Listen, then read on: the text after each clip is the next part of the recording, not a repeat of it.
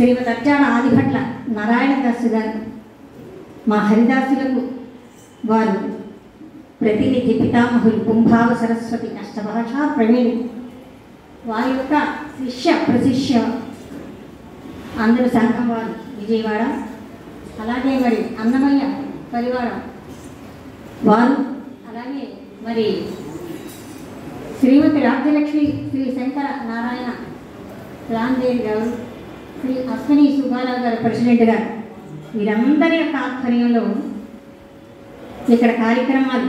ఇది 7వ రోజు, ఆఖరవ రోజు నారాయణదాసు గారి యొక్క తిథి. ఈ రోజున ఈ ప్రతినిత్యం కూడా కార్యక్రమాలు జరుగుతున్నాయి, అందరూ వస్తున్నారు. మా అందరినీ కూడా కళాకారులందరినీ ఆశీర్వదిస్తున్నారు. అలాగే మా కథాగానాలు వింటూ మమ్మల్ని గౌరవిస్తున్నారు.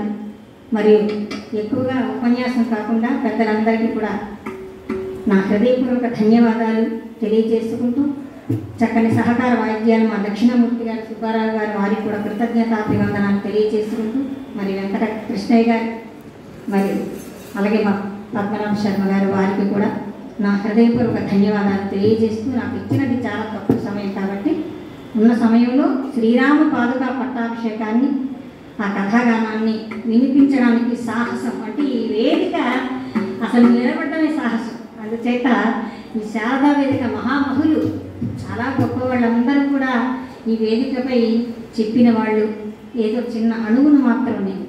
అందుచేత సాహసంతో యథార్థ రామాయణంలో శ్రీరామ పాదుకా పట్టాభిషేకాన్ని గానం చేయడానికి మరి సిద్ధమయ్యాను. మీరందరూ విని ఆశీర్వదించమని కోరుకుంటూ, మరి శ్రీమంతులైనటువంటి కొడుకుల కోడండ్రతో దశరథ మహారాజు అయోధ్య నగరానికి ప్రవేశించాడు. అయోధ్య ఆనందంతో పొంగిపోయింది. ఆ సీతా ఊర్మిళ మాండవి శృతకీర్తులు, రామ లక్ష్మణ భరత శత్రుఘ్నులు ఆ నూతన వధూవరులను చూచి చాలా ఆనందించారు. పుణ్యకాంతలు మంగళహారతినిచ్చి లోపలికి తీసుకొని వెళ్ళారు. ముత్తైదువుల ఆశీర్వాదం దొరికింది. అలాగే దశరథ మహారాజు ఆనందానికి అవధులు లేవు. 11 సంవత్సరాలు ఆ కొడుకుల కోడండ్ర వైభవంలో మునిగిపోయాడు ఆయన. ఆయన ఆనందానికి అంతు లేకుండా ఈ 11 సంవత్సరాలు కూడా గడిపాడు. ఒకనాడు సభకు వెళ్ళాడు ఆయన. సభలో వారిని చూచి ఆయన అంటాడట, ఓ సభాసదులారా, ఓ అయోధ్యావాసులారా, అందరూ జాగ్రత్తగా వినండి.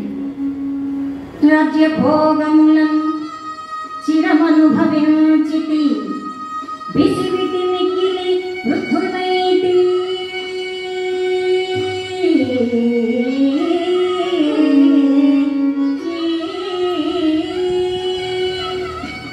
ఈ పాటి జాలున ఇల్లంద్రతోడ వానప్రస్థమున కాననమునను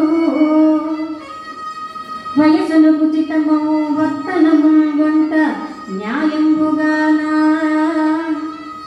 నాగసుతుడు రాముండు భూమి భారము దల్పనరుహుండు పటము వానికి కట్టవలయు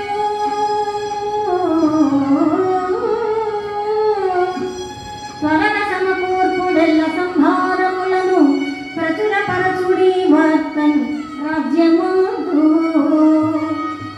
మంచిదెల్లియంచు రాముగాంచి పలికే ఇటులెంచు వారు భళి భళి భళి అనంగా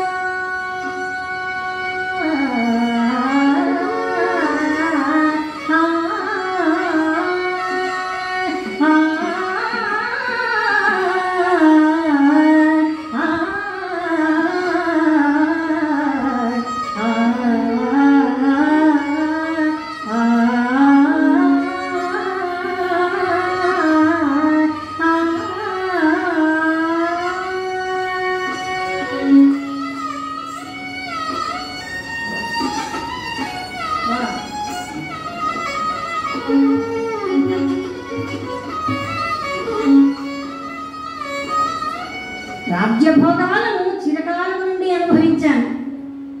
నేనా వృద్ధుడనైనా నా వయసులకు తగిన రీతిగా నా భార్యలతో వానప్రస్థాశ్రమం ఆచరించడానికి వెళ్ళాలి. నా తరువాత రాజ్యాన్ని పరిపాలించేవారు ఎవరు? అందుచేత మీరందరూ అంగీకరించినచో పరాక్రమశాలి బుద్ధిమంతుడు నా పెద్ద కుమారుడైన శ్రీరామచంద్రమూర్తిని పట్టాభిషేకం చెయ్యడానికి, పట్టాభిరాముని చెయ్యడానికి నిశ్చయించుకున్నాను. మీ అభిప్రాయాన్ని తెలియజేయండి అన్నాడు. అలా వినేసరికి సభలోని వారందరూ అట కరతాళ ధ్వనులతో తమ ఆనందాన్ని వెలుగుచ్చారు. సభ యొక్క ఆనందాన్ని చూచాడు దశరథుడు. ఓహో, నా రాముడంటే వీరందరికీ ఎంతటి ప్రేమ అని ఆనందిస్తూ వెంటనే శ్రీరామచంద్రమూర్తిని సభకు ప్రవేశపెట్టమని సుమంత్రులతో చెబితే రామచంద్రమూర్తి, లక్ష్మణస్వామి ఇరువురు కూడా సభలోనికి వచ్చారు.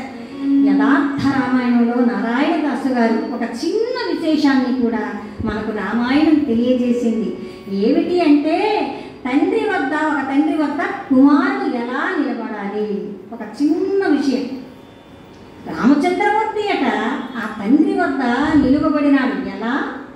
పండిన చేను విధాన మహాత్ముడు నిపుడు బాగా పండిన వరి వెన్ను ఎలా అయితే వంగి ఉంటుందో అంత వినయ విధేయతలతో నిలువబడ్డాడట రామచంద్ర ప్రభు. పుత్రవాత్సల్యంతో దగ్గరగా తీసుకున్నాడండి దశరథుడు. రామా, రఘుకులోద్ధారగా ఎందుకు పిలిపించానో తెలుసా? రఘుకుల